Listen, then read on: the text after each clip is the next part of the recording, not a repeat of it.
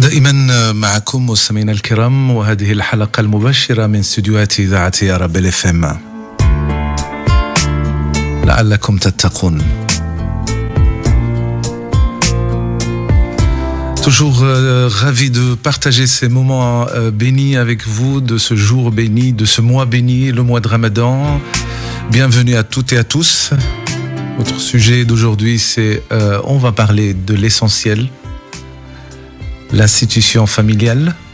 Avec nos invités, on a la psychologue Madame Loblick et Madame Majida. Ahlan wa sahlan, infirmière. Bienvenue à toutes et à tous. Le sujet d'aujourd'hui, on va parler aujourd'hui de la famille. La famille, l'institution familiale. On va parler de cette famille qui a été confinée pendant plusieurs semaines, plusieurs mois. Et donc, quel impact du Covid-19 sur la famille, sur les membres de la famille? C'est ce qu'on va débattre avec nos professeurs ici. Madame Loblick, Virginie Loblick, psychologue et psychothérapeute de couple et de famille, ainsi qu'avec Madame Bouna Majida, infirmière spécialiste en thérapie de couple. Qu'on va aborder aujourd'hui, c'est l'impact du Covid-19 sur la famille, et c'est pour cela nous avons le plaisir d'accueillir ici avec nous notre psychologue Virginie Loblick, psychologue et psychothérapeute de couple et de famille. Sûrement, la dernière fois qu'on s'est parlé par Skype, on est resté sur un point positif, c'est que le mois de Ramadan a un effet, le jeûne a un effet positif sur les gens, sur les jeûneurs.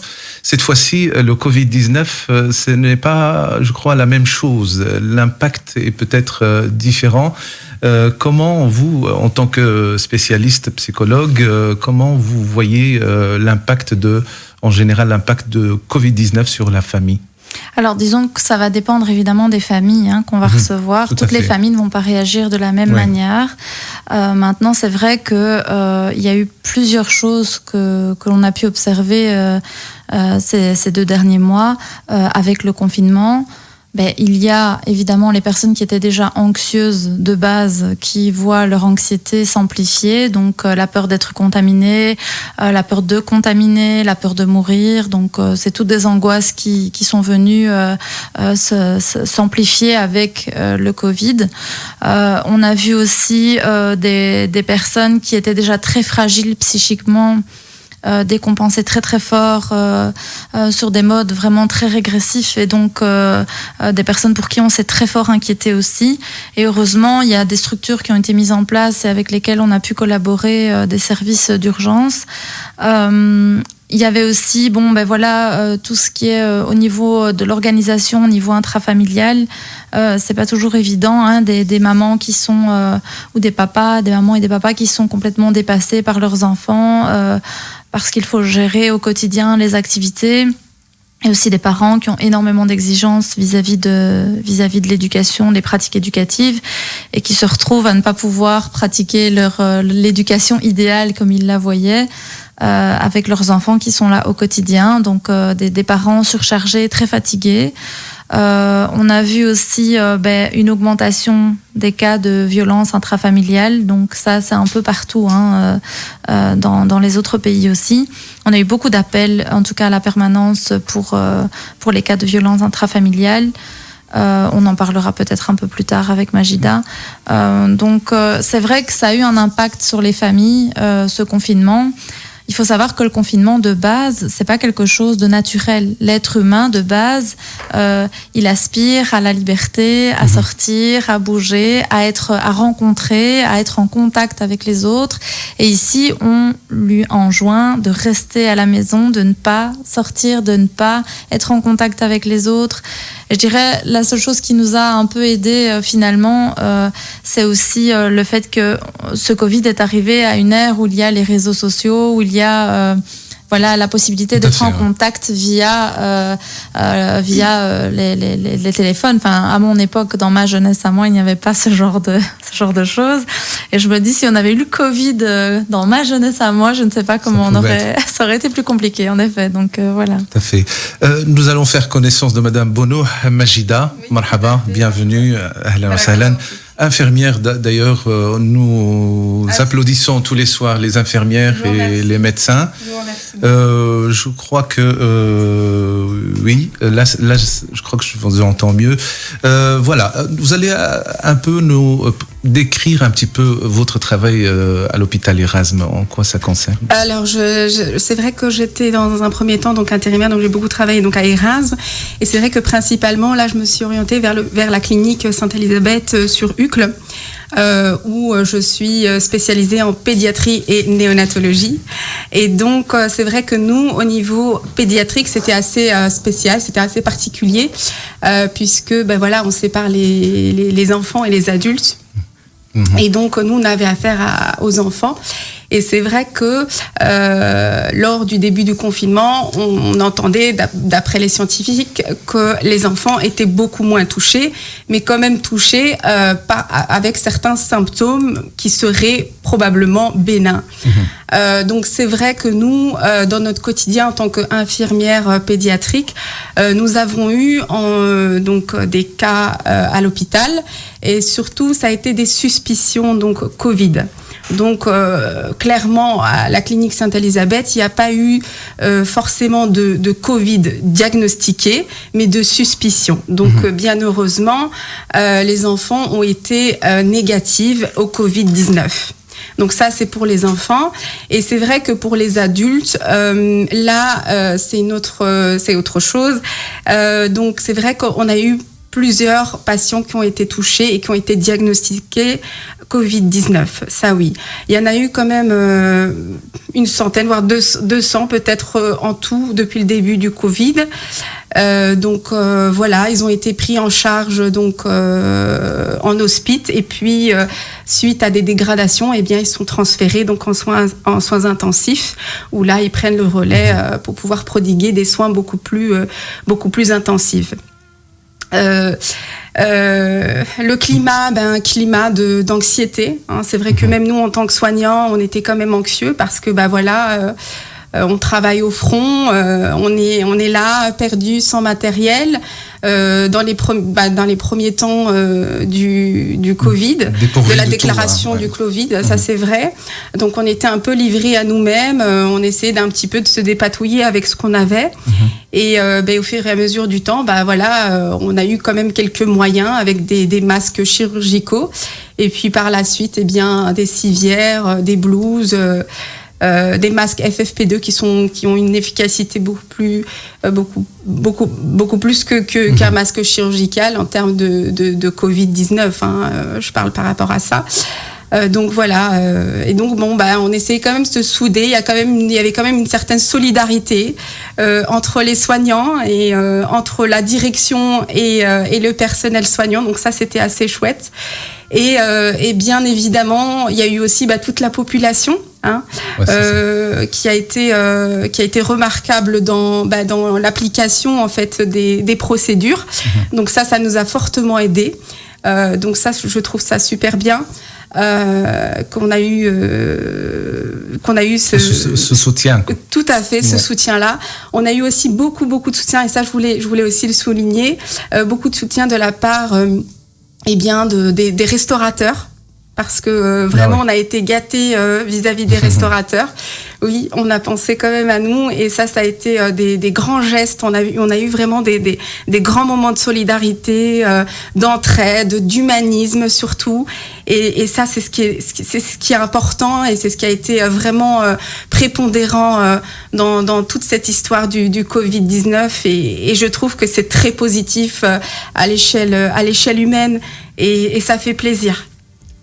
Ça fait plaisir aussi de vous entendre parler de cette façon et de décrire la situation. On voit que il y a quand même des choses positives qui sont là malgré la difficulté, malgré le manque de matériel. Il y a et je sais pas, peut-être vous êtes proche et vous avez la chance d'avoir un psychologue, une psychologue devant qui est une amie peut-être qui vous soutient et sûrement. Est-ce qu'il y a le psychologue, il a cette baguette magique de faire que quelqu'un reprend les choses en main et avance? Alors le psychologue, il n'a pas du tout de baguette magique. Il se base sur quoi? Alors ses études, ses formations. Donc c'est l'étude du comportement humain. Donc c'est clair que nos connaissances en termes de comportement humain, de compréhension d'un comportement et d'une attitude, de compréhension du monde qu'une personne peut avoir, de ses traumas éventuels. C'est clair que ça nous aide énormément au quotidien pour pouvoir accompagner et soutenir les personnes. Maintenant, souvent, on croit que le psychologue, il a une baguette magique. Non, il n'en a pas. Il vient avec ce qu'il est lui et il vient donner aussi de sa personne, un peu comme les infirmiers. Il vient auprès des familles et il essaye de les faire réfléchir aussi à ce qui fait sens pour elles, finalement. Nous, on est là pour aider les personnes à comprendre ce dans quoi elles vivent. Ils ne doivent pas vivre au travers de nos yeux à nous, mais au travers de leurs yeux à elles. Et ces personnes-là ont vraiment besoin d'un soutien, mais qui soit adapté à ce qu'elles vivent et à ce qu'elles ressentent. Donc le psychologue, il doit être, empathique et comprendre aussi ce qui est important pour les personnes. Donc c'est ça le plus important du travail du psychologue. Tout à fait. Nous sommes ravis que vous nous éclairez sur un certain nombre de choses. Madame Loblic, en fait, quand je regarde toute personne, et vous l'avez signalé au début, toute personne cherche à se protéger, à protéger sa famille, à protéger ses enfants, sa femme. Et en étant confiné, il est en train justement de protéger sa famille. Il doit être normalement tranquille parce qu'il fait ce qu'il faut. Mais le problème, c'est que on voit que il y a des familles où l'effet est contraire, où les gens vacillent dans d'autres attitudes qui sont peut-être néfastes pour la famille. Vous voulez dire, par exemple, lorsqu'il y a des conflits intrafamiliaux ou de la violence intrafamiliale ? Ça peut être un des produits du confinement. Alors, quand vous dites, c'est vrai, la norme, la norme peut-être culturelle ou dirait que un homme prend soin de sa famille, la femme aussi fait attention à son mari. Mais quand on dit l'homme, c'est en général, en fait. Oui, voilà, l'être humain, de manière générale. C'est ça. Prend soin de sa famille mais comme je vous l'ai dit tout à l'heure, ce qui est compliqué à gérer, c'est le fait que c'est contre nature humaine d'être confiné. La nature humaine, c'est d'être dans le contact avec les autres. Donc déjà, on se retrouve face aussi parfois à des divergences qu'on peut avoir au quotidien et qui, généralement, on se dit, monsieur va aller travailler, madame va aussi faire sa petite journée ou aller travailler, etc. On est fâché, mais c'est pas grave. Chacun va décompresser un petit peu de son côté. Puis quand on revient, voilà, les choses sont passées. Mais là, il y a une dispute et on est obligé de rester face à l'autre. Et c'est là où c'est beaucoup plus compliqué à gérer, où peut y avoir des gros clashs. Alors, on a eu des situations où il y a eu des grosses disputes, mais pas de violence intrafamiliale. Il y en a eu d'autres où il y a eu de la violence intrafamiliale, mais de la violence qui existait déjà avant. Ça veut dire qu'il y avait déjà des difficultés dans la famille et que la présence au quotidien de monsieur à la maison a fait que ça a explosé. Et il se peut qu'avant, il y avait cette violence, mais pendant le confinement, la violence s'est transformée aussi en rapprochement, en pardon, etc. En tout cas, pas à ma connaissance. Mais moi, je pense que si déjà dès le départ il y a des soucis de couple et il y a des difficultés, des conflits, je pense qu'il faut se faire aider de base. Donc, il faut d'abord aller demander à un tiers de vous soutenir. Et c'est clair que le confinement n'a rien arrangé avec ça. Le confinement a amplifié la difficulté de communication, peut-être les divergences et les disputes qu'il pouvait y avoir et la violence intrafamiliale. Il y avait peut-être déjà de la violence préalablement. Voilà, la violence n'est pas apparue au moment du confinement. Elle existait déjà préalablement. Donc, on ne peut pas dire que c'est le confinement qui a créé la violence, mais on peut dire que ça l'a amplifié, ça a amplifié des difficultés qui étaient déjà présentes au sein des couples. Donc, c'est là où c'est plus compliqué. Alors, dire que oui, normalement, dans les familles qui vont bien et qui sont saines, et je rappelle, c'est quand même la majorité, ça reste une minorité, ceux qui nous consultent, la majorité vont bien. Donc, dans la minorité des cas où parfois il peut y avoir des difficultés de couple, des difficultés familiales, bien à ce moment-là, en effet, on fait appel à un professionnel ou on fait appel à une tierce personne. Et souvent, c'est lié aussi à des blessures, à des traumas. Enfin, tout le monde ne vient pas, avec un sac à dos vierge. On a tous nos blessures, nos histoires, nos traumas, nos difficultés. Et donc, le confinement, ce n'est pas une excuse. Donc, les lois, elles sont là. Donc, celui qui dépasse ses limites... Tout à fait. Donc, il va aller dans un autre confinement. Voilà, exactement. Dans un autre type de confinement... avec une autre ambiance aussi, donc ça c'est sûr. Que ce soit l'homme ou la femme aussi. Exactement. Vous savez que contrairement à ce qu'on pense, il y a aussi des femmes qui maltraitent leur mari. Donc ça existe aussi. Mais vous êtes sur le terrain, vous voyez de tout. Tout à fait. Il y a plus d'hommes. Mais a priori, les hommes, c'est plus compliqué pour un homme d'aller dire ma femme me frappe. Ça aussi. On a moins de retours par rapport à ça, mais parce que c'est aussi plus dur d'aller admettre ça qu'une femme le frappe ou le maltraite. Et je crois même il y a plus de femmes qui maltraitent leur mari que... Ah, je ne sais pas, vous dites peut-être ça en tant qu'homme. Ça, c'est possible. Chacun a sa propre subjectivité. Non, disons que, vous savez, moi je dis toujours dans un couple, quand il y a de la violence, la violence, elle peut être de différentes sortes. Il y a de la violence psychologique et puis il y a de la violence physique. Donc, certaines personnes peuvent, avec leurs mots, faire bien plus mal et avec leur comportement, faire bien plus mal que peut-être une claque ou de la violence physique. Mais c'est clair que souvent, ce qu'on observe, c'est que de manière générale, les interactions sont violentes de part et d'autre, dans un couple quand il y a de la violence. Les interactions sont violentes. Et le travail du thérapeute, c'est justement de stopper l'interaction violente, de stopper... le comportement de l'un attire le comportement de l'autre et on ne sait plus qui a commencé, mais en tout cas, c'est le chat qui se mord la queue. Et donc, le travail du thérapeute de couple, c'est un peu ça aussi. Et surtout de réguler, mettre un équilibre pour essayer d'instaurer une certaine harmonie au sein du couple. Et alors, je dirais qu'il y a aussi beaucoup de facteurs à prendre en compte parce que l'élément essentiel dans une relation sociale, c'est la communication qui me paraît la plus primordiale dans un échange entre deux personnes ou alors dans un échange entre un groupe. Donc la communication, elle est essentielle. Et je dirais même, on pourrait qualifier de communication non violente. Parce que je pense qu'il y a un réel travail à faire sur la communication, de comment transmettre nos pensées, nos idées, nos convictions, nos principes, nos valeurs, mais d'une manière respectueuse, d'une manière bienveillante surtout. Donc ça, c'est vraiment un travail essentiel du thérapeute pour essayer d'orienter au mieux et de diriger au mieux le couple ou alors dans des consultations intrafamiliales au sein de la famille entre les parents, donc le couple ensemble, et alors parents, enfants, voilà, pour que ce soit, pour qu'il y ait quand même un certain équilibre et tendre vers un certain équilibre, surtout un équilibre sain. Ça s'apprend évidemment. Voilà, ça s'apprend, c'est un cheminement à faire. C'est aussi le bon vouloir de chacun. Il faut aussi essayer de savoir aussi faire un travail d'introspection. Parce que je pense que c'est nécessaire de pouvoir un petit peu se remettre en question, de peut-être de changer ou évoluer sa façon de faire, sa façon de dire les choses, pour essayer de vivre ensemble, pour essayer de communiquer ensemble d'une manière tout à fait respectueuse, dans un certain respect, dans une certaine harmonie.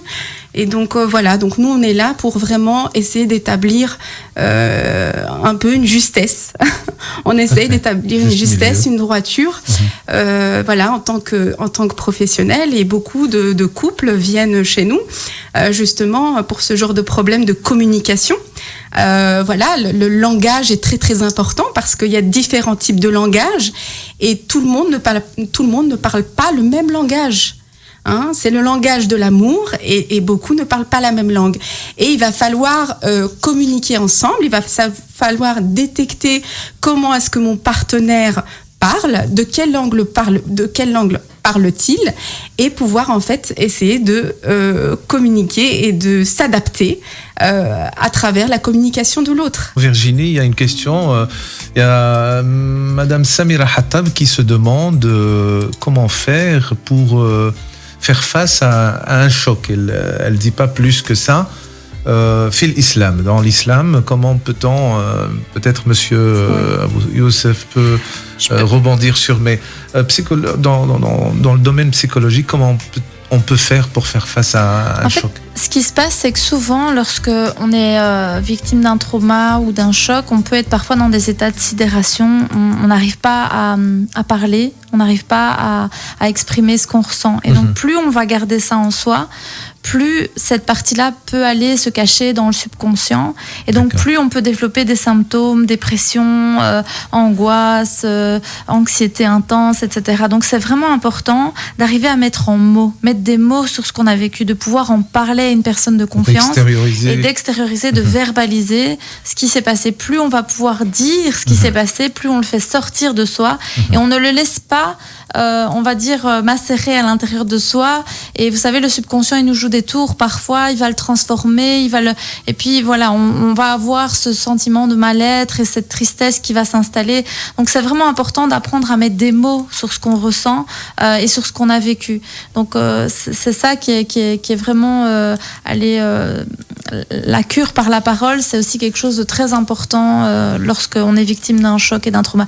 D'ailleurs, quand il y a eu les grosses catastrophes, accidents de train, etc., qui ont fait plusieurs morts, les attentats, etc., il y avait cette consigne de pouvoir être juste à l'écoute des personnes, sans interpréter, sans juger, sans une écoute juste bienveillante, de pouvoir entendre, écouter la personne qui est en face, raconter son vécu et l'horreur qu'elle a vécue et ce qu'elle a vu. Et juste ça, c'est déjà, Salvatore, c'est déjà quelque chose qui aide énormément la personne. C'est-à-dire qu'elle va élaborer autour du traumatisme. Et ça, c'est très important. Madame Majida, justement, dans ce contexte-là, vous qui êtes infirmière, vous soignez des gens, des malades. Parfois, le côté humain du soignant joue beaucoup pour la guérison. Et, en effet. Et vous avez sûrement assisté à ça, vous avez vécu ça dans votre métier. Oui, on le vit au quotidien. Notre profession, elle est vraiment relationnelle. Hein. C'est vraiment une profession au cœur de la relation sociale. On travaille avec des humains, on travaille avec des personnes. Donc ça, c'est très important de le rappeler. Donc on prend en compte toute cette dimension humaine qui est très très importante dans notre quotidien pour essayer de prendre soin de l'autre au mieux. Dans différents facteurs, donc par respect, avec du respect, surtout de la bienveillance et moi je dirais carrément de l'amour pour son prochain, de l'amour pour les patients, mais d'une manière, c'est un type d'amour, hein, qu'on soit bien d'accord, hein, il y a différents types d'amour, hein. Donc là c'est vraiment un amour de bienveillance entre soignant, soigné, dans une relation de soignant-soigné, hein.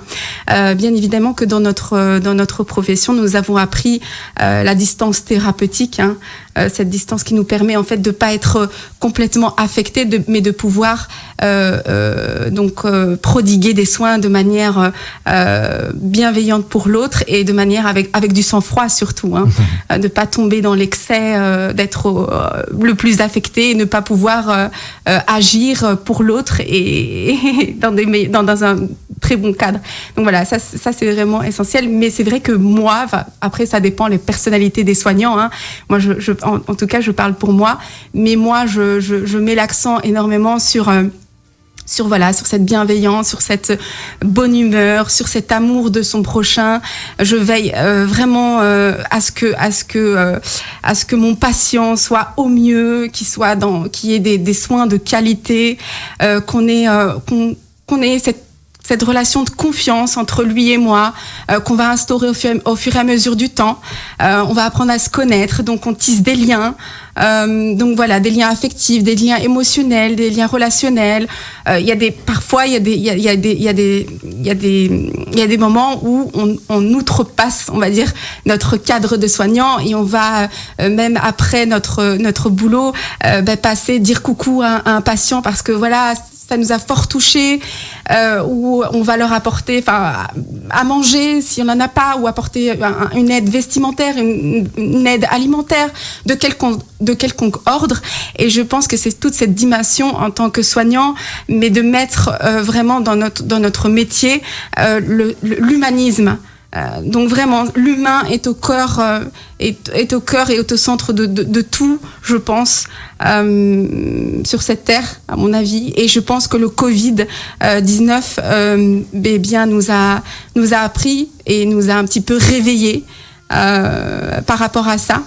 Et j'espère vivement que tout à chacun puisse contribuer à cheminer vers cet humanisme entre son prochain, que ce soit familial ou même son voisin, de n'importe quelle nature que l'on a en tant qu'être humain. Donc voilà, je voulais vraiment insister par rapport à ça, et j'espère en tout cas. Mais je pense qu'il y a des choses positives, donc à mon avis, on va tendre vers ce chemin-là. Essayez de passer, nous vivons pas le confinement total, Madame Loblic. On commence à déconfiner progressivement. Oui. Comment vous voyez ? Est-ce que c'est au bon moment ? Il faut déconfiner maintenant d'une manière progressive ? Alors, ou il est encore trop tôt? Moi, je ne suis pas virologue, je ne suis pas médecin, donc c'est vrai que c'est une question à laquelle je ne peux pas répondre. Maintenant, comme tout un chacun, je suis les informations, ce que le gouvernement me demande, donc je l'applique. Ici, en tout cas pour les psychologues, il nous a été demandé normalement de reprendre les consultations à partir du 4 mai déjà. Tout simplement, dès le départ, on nous avait demandé aussi de mettre en place des structures à distance, donc des consultations par vidéoconférence ou par téléphone, ce qu'on a fait à l'espace santé famille, parce qu'en fait, ils avaient peur que, en refusant de prendre les patients en charge, les hôpitaux allaient être surchargés de demandes aux urgences d'ordre psychologique. Et donc, étant donné que nous, on fait un travail de première ligne avec les patients de proximité, eh bien, on nous a demandé de reprendre le plus vite possible. Et donc, en tout cas, nous, on rouvre la semaine prochaine, mais avec évidemment toute une série de mesures par rapport au nombre de patients qu'on pourra avoir, par rapport à l'espace, l'aération des pièces, par rapport à la salle d'attente, de garder on demande aux patients de venir avec un masque, on leur demande de se désinfecter les mains en arrivant, en repartant. Enfin, voilà, il y a toute une série de mesures qui sont quand même mises en place, mais clairement, ici, le rôle des psychologues est très, très important. Pour le déconfinement aussi, pas que pendant le confinement. Le déconfinement ne va pas être facile. En tout cas, moi, ma plage horaire, elle est déjà complète pour la semaine prochaine. Donc, je veux dire, pour vous dire à quel point je sais que ça va pas être facile les prochaines semaines, mais je me rends bien compte que c'est aussi pour accompagner les personnes et pour éviter justement, pour laisser au personnel soignant la possibilité de gérer la deuxième ligne et de gérer les patients qui sont dans des cas qui ne peuvent pas être gérés juste par le psychologue en première ligne, et donc et aussi pour pouvoir gérer les cas de Covid si on a si on a un relent, parce qu'on ne sait pas si on va devoir reconfiner ou pas. Ça, c'est encore quelque chose à voir, parce que dans d'autres pays, ils ont dû faire marche arrière. Donc ici, on y va progressivement et on accompagne les patients dans cette sens. Justement, et là où intervient le critère de l'incertitude, c'est ça qui a fait peur, qui a traumatisé la population. C'est vrai que la gestion de l'incertitude, c'est pas quelque chose de très facile. Donc le fait de ne pas savoir, de ne pas voir. Bon, après vous me direz, le croyant, c'est bien, il voit pas Dieu, donc techniquement ça devrait être facile pour lui de ne pas voir et de gérer ça. Je pense que ce qui est très compliqué, c'est dans l'incertitude, c'est de ne pas savoir où on va, quand ça va s'arrêter, où est ce virus, où on peut l'attraper. Enfin, on nous donne des informations, mais c'est pas quelque chose de matérialisable. On ne peut pas toucher, on ne peut pas contrôler comme on veut. Donc, l'incertitude est quelque chose de très dur à gérer sur le plan psychique, tant en période de Covid qu'en d'autres temps. Hein. Donc, quelqu'un qui est atteint d'un cancer, ou tout à l'heure, Majida disait, ben oui, finalement, on peut aussi... on doit faire face aussi à d'autres maladies. Oui, tout à fait. Bien sûr, il n'y a pas que le Covid auquel on est confronté. On est confronté tous les jours, je pense, à la mort, de quelconque nature que ce soit en termes de maladie ou même de manière d'une cause idiopathique. Hein. D'une cause hasardeuse, hein, voilà, moi je suis donc de confession musulmane, donc voilà, si je parle en termes de spiritualité, donc voilà, si le décret de Dieu nous a dit, ben voilà, ta date de mort prend fin ce jour-là, ben voilà, ce sera indéniable, on va pas revenir en arrière, ce sera indiscutable, et c'est comme ça, que ce soit avec une maladie ou pas. Donc ça, c'est dans un premier temps. Et c'est vrai que dans un deuxième temps, à une échelle plus scientifique ou médicale, c'est vrai que à ce moment-là, oui, il y a plusieurs maladies et dont certaines maladies tuent plus, c'est vrai, plus que le Covid-19. Hein. Notamment, les grippes, ça a fait aussi son effet. Les cancers tuent aussi. Voilà, il y a la famine aussi. Donc, il faut pas non plus l'oublier. Donc, voilà, il y a quand même plusieurs plusieurs facteurs qui font que voilà et qui peuvent susciter du coup de l'angoisse chez le patient aussi, donc de ne pas savoir vers où il se dirige, de ne pas savoir ce qui va lui arriver, hein. Il y a des patients qui veulent absolument avoir une réponse claire et nette, vous me dites par exemple qu'il me reste 6 mois à vivre, vous me dites que j'ai attrapé telle maladie, quel impact ça va avoir. Ça reste approximatif. Le médecin n'est pas Dieu et donc ça reste approximatif. Pas du tout. Et là, même nous, en tant que soignants, on vit, j'exagère en disant ça, mais on est confronté tous les jours à des virus, à des bactéries. On soigne ça. Et donc, c'est vrai que il faut garder quand même un certain sang-froid. Il faut pas non plus entrer dans une certaine psychose, de se dire que voilà, les virus, les virus, il y en a partout, les bactéries, il y en a partout. Ça dépend si elles sont méchantes ou pas, et si ça nous atteint ou pas. Donc, en fonction aussi de sa propre immunité, et ça appartient à tout à chacun. Est-ce que vous avez une immunité plutôt forte ou plutôt faible ou plutôt modérée? Et ça tout dépend, les personnes, et ça, ce n'est pas mesurable. Donc voilà. Et j'avais envie de dire comment savoir si on est atteint ou pas d'un virus. Nous, en tant que soignants, c'est l'observation clinique, la symptomatologie. Donc voilà, ça c'est clair et net, et c'est pourquoi on a fait passer le message, on a véhiculé un message avec des mesures de prévention de tout ce qui est à l'échelle symptomatologie. Voilà, les signes cliniques. Voilà, est-ce que vous avez de la température, vous toussez, des troubles respiratoires, tout ça, ça peut nous indiquer, ça peut nous orienter vers un diagnostic de Covid-19. Après, tout dépend si c'est un Covid-19 ou un autre trouble pulmonaire ou de tout autre ordre. Donc voilà. Donc après, à ce moment-là, les personnes se dirigent. Les patients se dirigent vers les hôpitaux, dans les institutions hospitalières, pour pouvoir en fait essayer de diagnostiquer, donc d'avoir un diagnostic, et donc à travers en fait des examens. Donc l'examen, c'est ça dépend des hôpitaux, et c'est vrai que là on est en manque de tests Covid, clairement. Donc il y en a pas assez pour tout le monde, il y en avait pas non plus assez pour les soignants. Voilà, c'est vrai que nous, en tant que soignants, on n'était pas du tout prioritaires pour être testés au Covid. La priorité était aux patients susceptibles d'être et potentiellement en fait infectés par le Covid, avec une certaine symptomatologie, surtout température.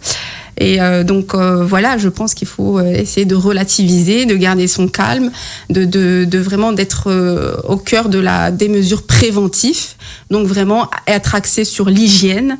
Ça c'est très important. Moi je pense que voilà, il faut quand même le rappeler. L'hygiène, surtout la désinfection des mains. toutes sortes tout le temps se laver les mains, c'est ça. Donc tout à fait, avec du savon. Chaque fois qu'on a l'occasion, il faut se laver les mains. Il faut se laver les mains absolument.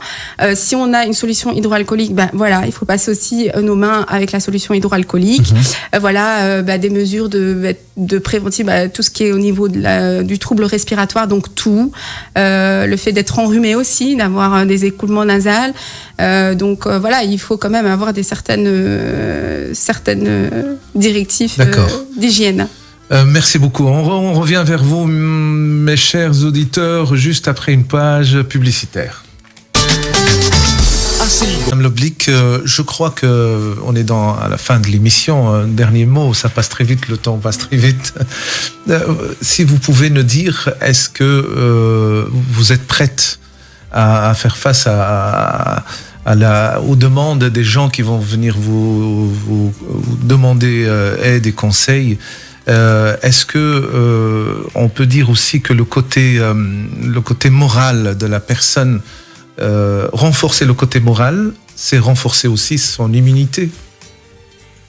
Oui, donc c'est clair que ce qu'il faut bien comprendre, c'est que le corps est rattaché à l'esprit. La tête n'est pas découpée de son socle, et je publie souvent sur ça. D'ailleurs, j'ai publié récemment une vidéo en expliquant comment l'intestin était relié aux émotions aussi dans le cerveau, donc le bien-être de l'intestin, donc le fait qu'il y ait une bonne alimentation, etc. C'est extrêmement bénéfique pour la santé mentale aussi, contrairement à ce qu'on pourrait croire. Donc c'est vraiment important de comprendre que si le corps va bien, la tête va bien, et si la tête va bien, le corps va bien, donc l'un ne va pas sans l'autre. Donc c'est vraiment, si on sait qu'une personne est en souffrance sur le plan psychique, il y a des personnes par exemple qui vont développer des maladies physiques parce qu'elles ne sont pas bien sur le plan psychique, et vice versa, il y a des personnes qui ont des maladies chroniques, des maladies physiques, et qui viennent aussi amener des soucis au niveau de la santé psychique. Donc tout ça est intimement relié, donc c'est vraiment important de pouvoir comprendre ça et qu'il y ait une prise en charge adaptée. Alors oui, évidemment, je suis là c'est mon travail et j'aime mon métier, donc je serai là. Majida sera là aussi, évidemment.